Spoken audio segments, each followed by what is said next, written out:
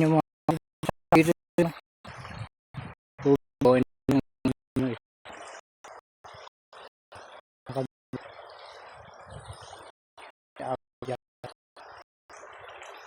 dito rin.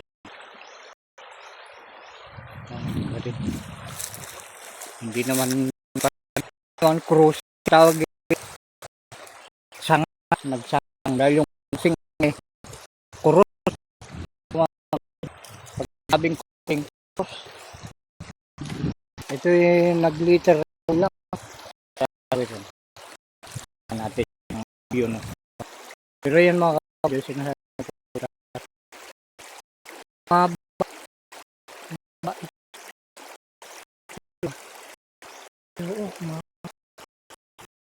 itsura noon.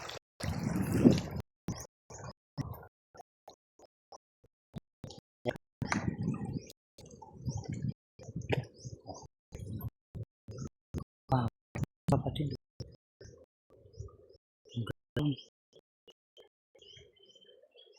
Tugtog mga kapatid. Ay dalawang ba ibang libtong tawag sa Tagalog. Parte ng kid. Doon sa kabila ng pangalan ng main ng malalim eh. Nung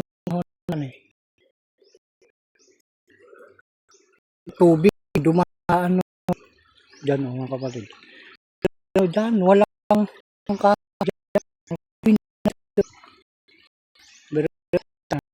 dito kalapit lang.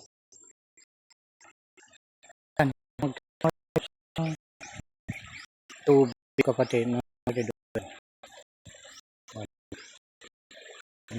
galing yung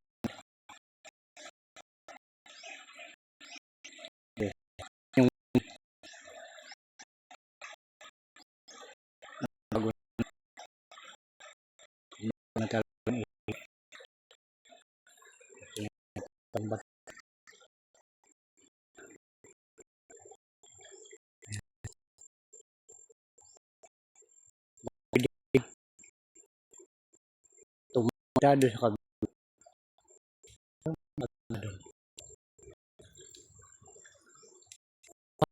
Kapatid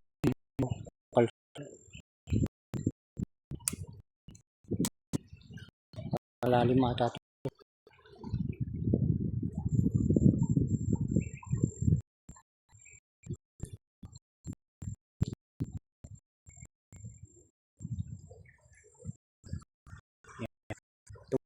Ano natin sa parang Quezon yung mga taga-Quezon mga kapatid Pulilio talo dahil doon ako lumaki sa taong doon ako naragang por talong yan ano ay tabi ng hindi tubo doon walang ganito doon yung tubo dito tabi ng ilog kapatid ang tawag dito Ilocano Chinepa doon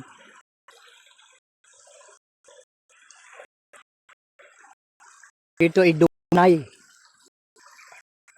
na yung kapatid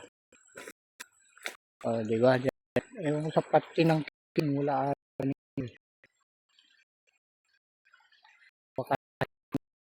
kapatid kami sa tabi ng ilog doon ko mga kapatid nunood dyan Pulilio Island dyan gato dyan mga kapatid na makikita sa Kidanom Taluong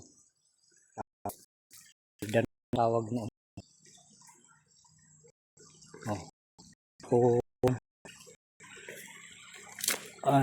medyo ulat ang isip ito tayo sa silong malamig-lamig ng Dumanay mga Dumanay ayan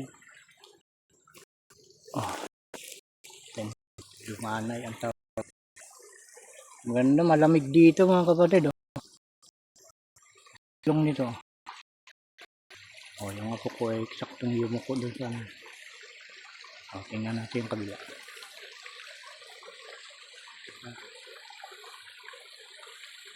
Yung kabila na no. Mga may din yung kahoy niya. Ayan, tumutubo na naman. Ewan ko bakit ganito yung karamihan tumutubo dito. Yung kan. Muso yung trumpo. Ito ang gustong-gusto nilang gawing tarampo. Tarampo ang tawag dito pero sa parte ng Quezon ay turumpo ata. Turumpo. Ewan bakit tarampo ang tawag dito. Gusto nila itong gawing puno. Yan daw ay madaling tapos makunat naman, hindi nabibiyak. Yan. Umbot na makunat. Tapos pinaikot nila, tumutunog. Yung tunog na ng pagkauma ko dahil din ako nung araw ng turumpo. Ang tunog na naririnig parang nabit siya iba. Kaya sabi, gutom.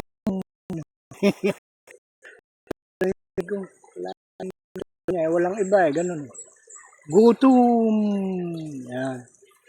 Kaya pag uso daw yung trumpo, ikaw nung matatanda, ay talagang may panahon daw ng tagutom. Dahil yun daw sinisigaw ng trumpo. Totoo kaya yun mga kapatid. Yung ganong kasabihan. Tunog ng trumpo ay gutom. So yun. Na may dumarating na tagutom. Matatanda kung ano-anong mga mahiin. Ayan.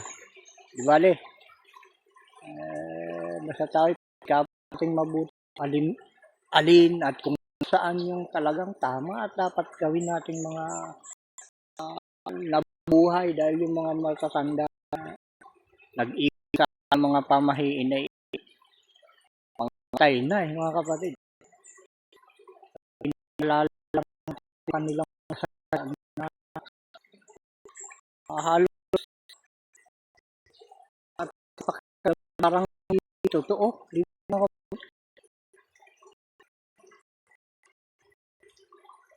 Parang malabo.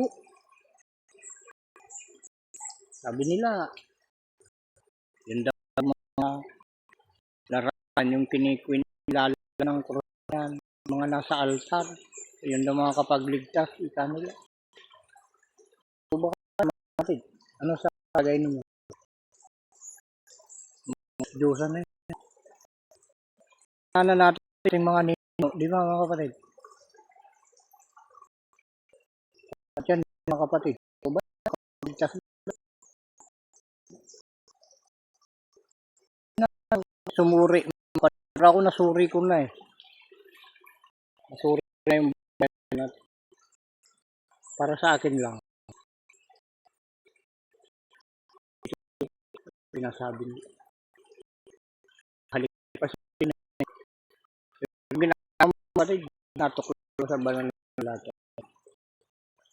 Iisa lang ang ating doon lang tayo. Yun lang ang ating sundin. Ang ating Ama sa langit yung gumawa yung mga bagay na ito mga kapatid. Sabi nga niya, siya yung lumikha ng mga bagay na nakikita at hindi nakikita. Mga kapatid, ayun ito ay nilikha yun Tao pa ang lumikha. Ang utos ng ating Ama, ang ating sambahin daw ay siya na lumikha. Mga kapatid, now, siya yung lumikha ng lahat ng mga bagay na nakikita. Ganun din yung hindi nakikita, siya rin lumikha. Yung mabuti kung gaano at kalaman kapangyarihan sa kanya. Nakikita niya yung